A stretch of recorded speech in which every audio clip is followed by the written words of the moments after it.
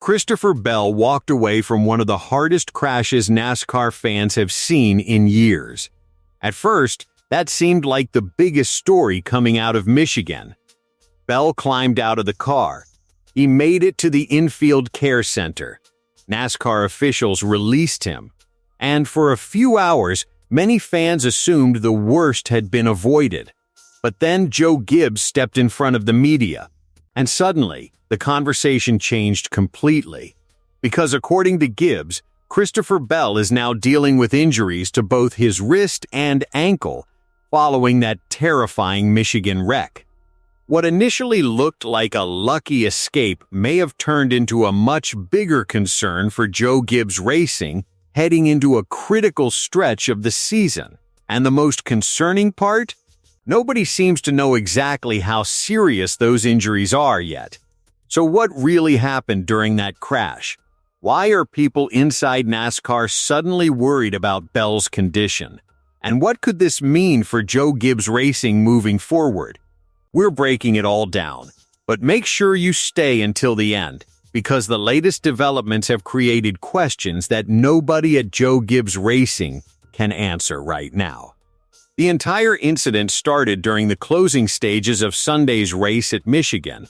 Christopher Bell was exactly where a driver wants to be, near the front, competing for a potential top finish, and putting himself in position to gain valuable points. Then, everything changed in a matter of seconds. Bell was racing side by side with Chase Elliott following a restart. Both drivers were battling aggressively near the front of the field when Elliott's car suddenly got loose underneath him. What happened next unfolded so fast that neither driver had much time to react. Chase Elliott slid up the track and made contact with Bell. The impact immediately sent Bell's number 20 Toyota toward the outside wall at nearly 200 miles per hour. And the hit was absolutely vicious. Viewers watching live instantly knew this wasn't an ordinary NASCAR crash. Bell's car hit the outside wall with such force that the entire atmosphere changed in an instant. Instead of talking about the battle for the lead, everyone was suddenly wondering whether Bell was okay. Bell slammed the safer barrier so hard that the wall itself suffered major damage. NASCAR was forced to throw a red flag and stop the race while crews repaired the barrier before competition could continue. That's how severe the impact was. But even then, the full story wasn't immediately clear. Both drivers managed to climb from their destroyed race cars. Chase Elliott quickly took responsibility for the accident, walking over to Bell before heading to the care center.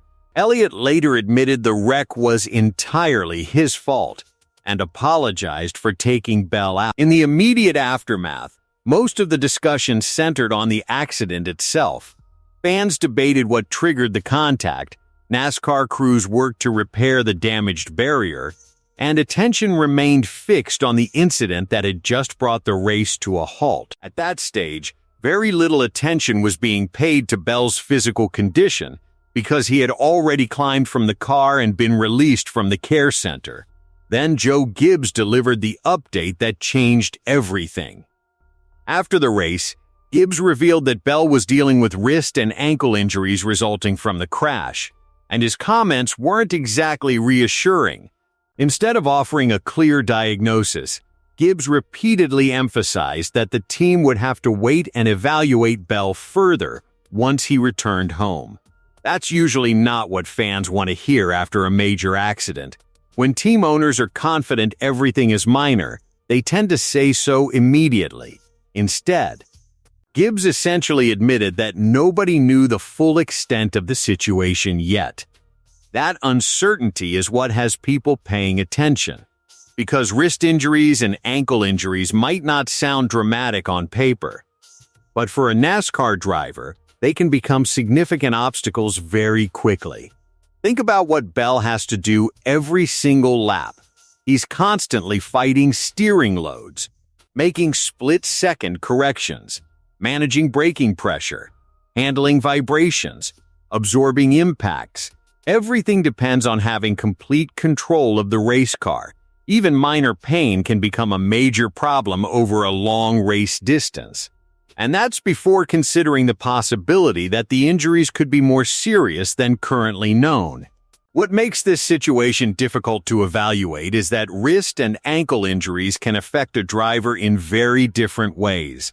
Some drivers recover quickly. Others spend weeks dealing with pain and limited mobility. One detail that many fans noticed after the wreck only adds to the mystery.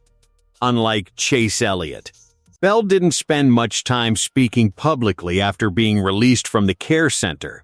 He quietly exited without addressing the media. At the time, that didn't seem unusual.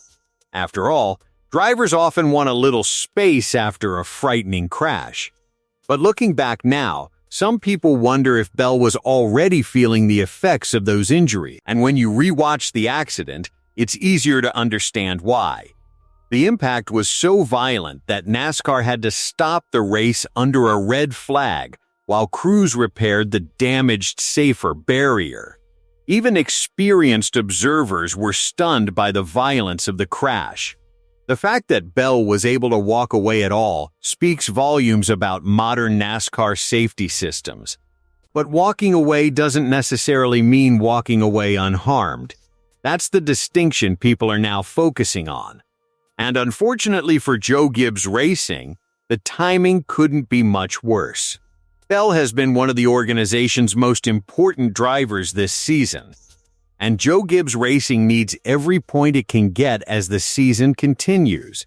Losing Bell or even having Bell compete below 100% would create a major challenge for the organization, especially when the team enters a crucial portion of the schedule. Now here's where things get even more interesting. Despite all the injury concerns, Christopher Bell is currently entered for this weekend's race at Pocono Raceway. On the surface, that sounds encouraging. After all, drivers aren't typically entered unless teams expect them to compete. But being entered and being fully healthy are two very different things. The entry list doesn't answer the real question. Can Bell race comfortably? Can he handle the physical demands? Can he perform at his normal level?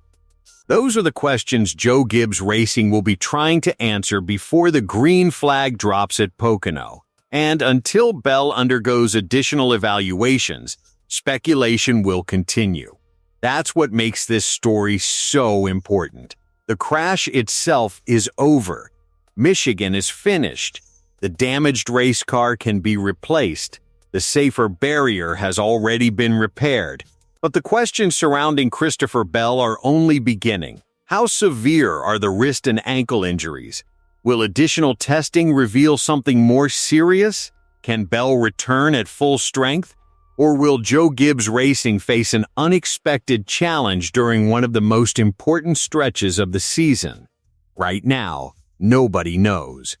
And based on Joe Gibbs' own comments, perhaps not even the team itself, what started as a frightening wreck has now evolved into a waiting game that could have major implications for Bell's championship hopes. And until further updates arrive, every NASCAR fan will be watching closely. Because the biggest story isn't what happened at Michigan. The biggest story is what happens next. If you enjoyed this update, make sure to subscribe to NASCAR Nation News, turn on notifications, and let us know in the comments. Do you think Christopher Bell will be 100% ready for Pocono? Or could these injuries become a bigger problem than Joe Gibbs Racing expected?